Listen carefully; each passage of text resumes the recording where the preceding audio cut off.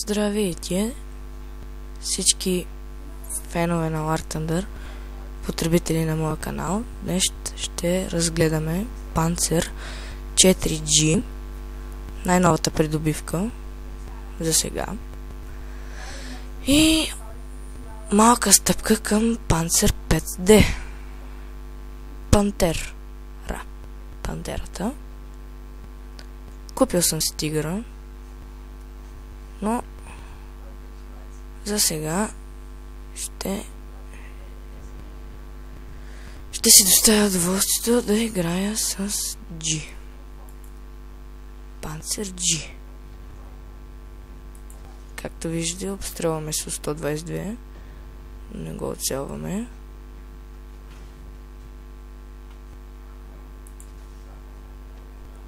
Оцелваме Cannon Barrel. Бум, пак не го оцелваме.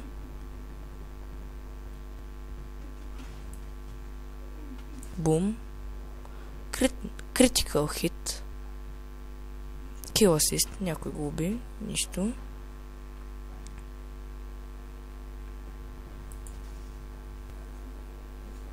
Тоя не може. Т-34-80. Птицата не я виждаме.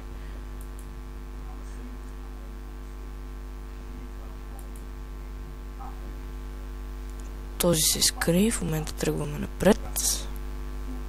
Стига само този Panzer L да не ни развали полета. Добре, внимаваме от тази страна.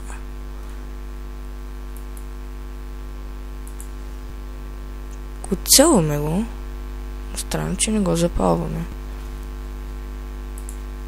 Пак някой го уби. Няма проблем. Оп.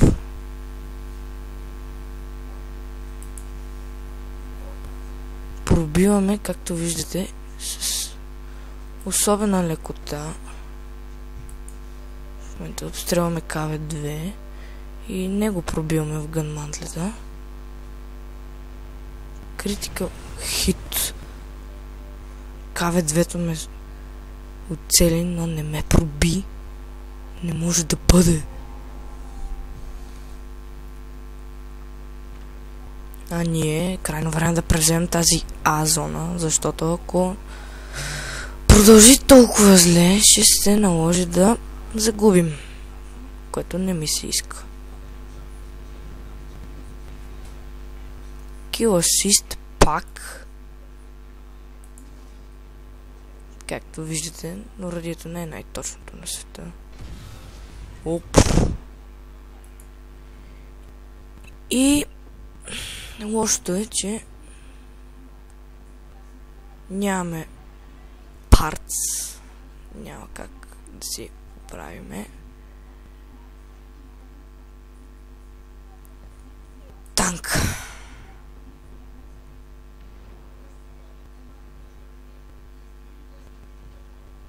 Ход да превзема базата, ако мога. И това.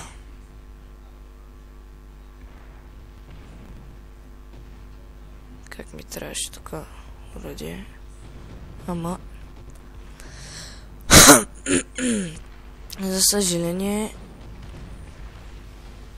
и така става понякога.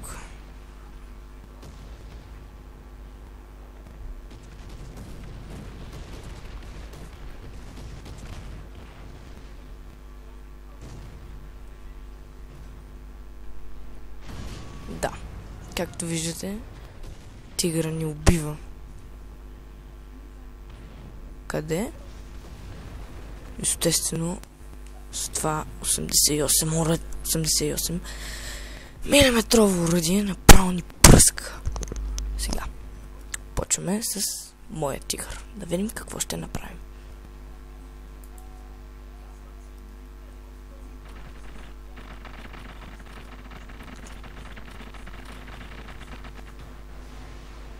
Както виждате, няколко неуспешни опита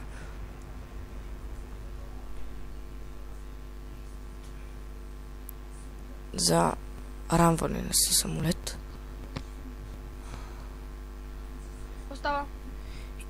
Ето чувате моя приятел, с който играем War Thunder. Бум, Torgeton Damaged в гън мантлата на Су-85. Та, малко кофти битка за нас.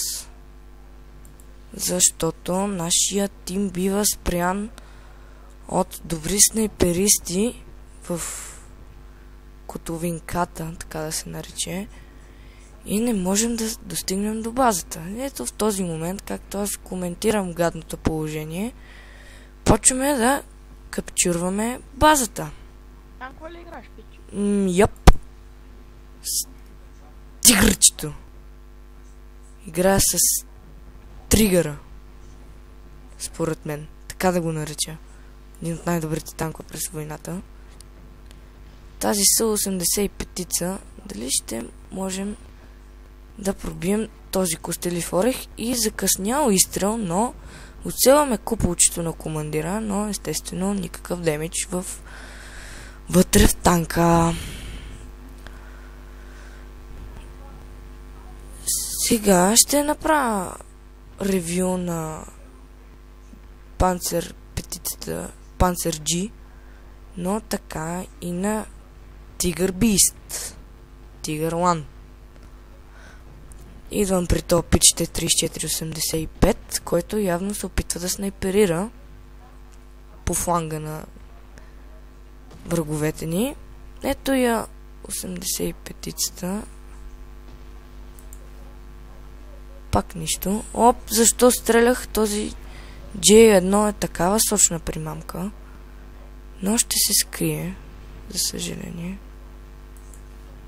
О, не! Дестройваме го. Късметлийски изстрел произведохме тук.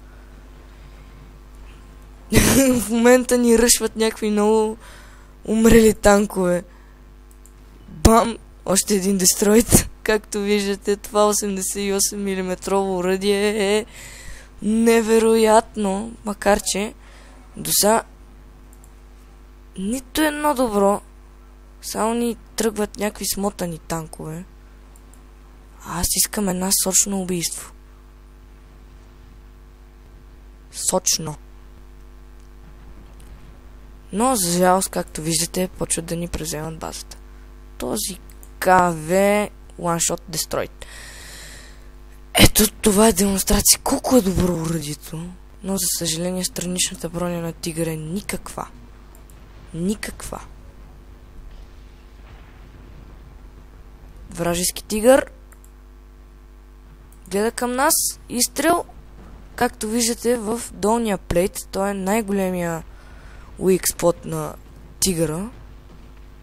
И се надяваме с този изстрел да го убием. Но не става така. Някой ни удря и ни заклинява купола. Още един изстрел понесохме, който естествено баунсна. Рикошет се получи. Мислим тук да стартираме поправянето на танка. 14, 13, 12, 11, 10 секунди. 9, 8, 7, 6, 5, 4, 3, 2, 1. Сега. Купола отново ни се върти. Какво е това там? И този бавен. Ти си мъртъв. Да, мъртъв си. Добре, сега да погледнем Тигъра докъде стигна. Вражеският Тигър, естествено.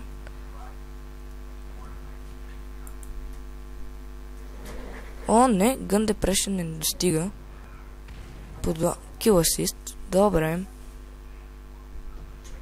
Някой друг го довърши. Кой го довърши? Су-85М. Това е също много добър танк. Аз го имам, но на другия ми акаунт. Той също е много добър танк за нивото си. Като броня.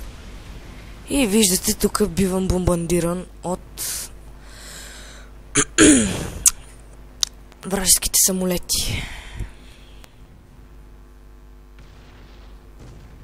Сега не мога да се сърдим, това е игра. И аз не го оцелвам Сега и аз ще се присъединя към авиацията на немците. Надявам се. Те са най-добре. 3, 2, 1. И в момента, както виждате, съм с Илюшин 2 руски. Ще видим какво можем да съпортнем на нашите бронетанкови дивизии, които в момента държат базата мъжки. В момента пускаме бомбите, които нищо не правят, за съжаление. Не оцелваме мишената. Биваме запалени, но след това се изгасяваме.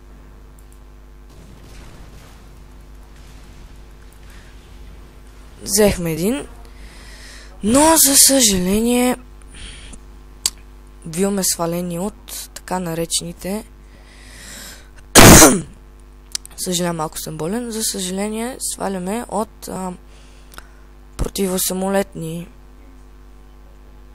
така се наричат, танкове, които не са танкове, но са нещо като бронетранспортьори.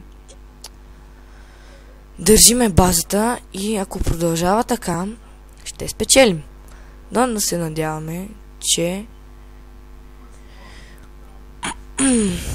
няма да умрем с Хедзера, защото това ни е последният танк. За съжаление, това ни е последният танк. Бле. Така, значи нашите, както виждате на картата, напредват доста с всичко. И се надяваме да поне още един кил, докато свърши битката, но за съжаление Хедзер е леко муден и няма да стигнем на време. Да.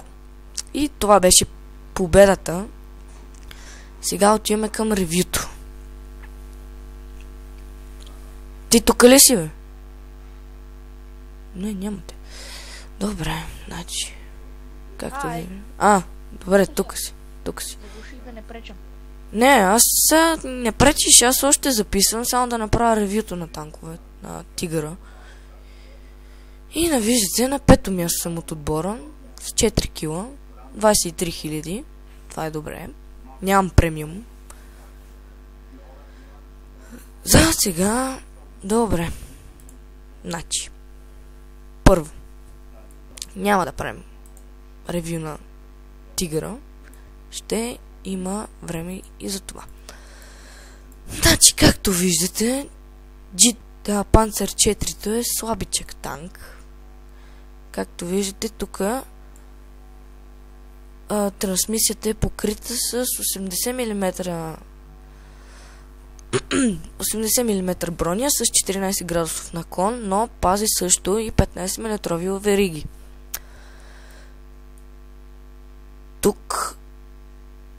Тук са най-слабите му части, защото тук гледа този, който кара танк. Механик водач. Така че, както видяхте, аз стрелях Тигъра точно тук и отдолу. Но това, за съжаление, не е Тигър, ами е Panzer 4. Гънмантлет е особено слабичък. Отстрани да не говорим. Стреляте го навсякъде отстрани. Както виждате, с 30 мм броня. И сега виждаме X-Ray. Значи, ако го оцелите тук, го запалвате трансмисията. Ако стреляте тук, има голям шанс в гънмантлета, има голям шанс да убиете командира, зареждача и оръдието. Както видяхте, мен ме оцелиха точно там и ми прецакаха оръдието. Аз нямах парц и умрях. Ако стреляте отстрани, стреляте го точно под купола, защото там се намира аморака и е много лесно да го убиете. Отзад в двигателя. И това беше от мен. Аз бях Тригъров танк и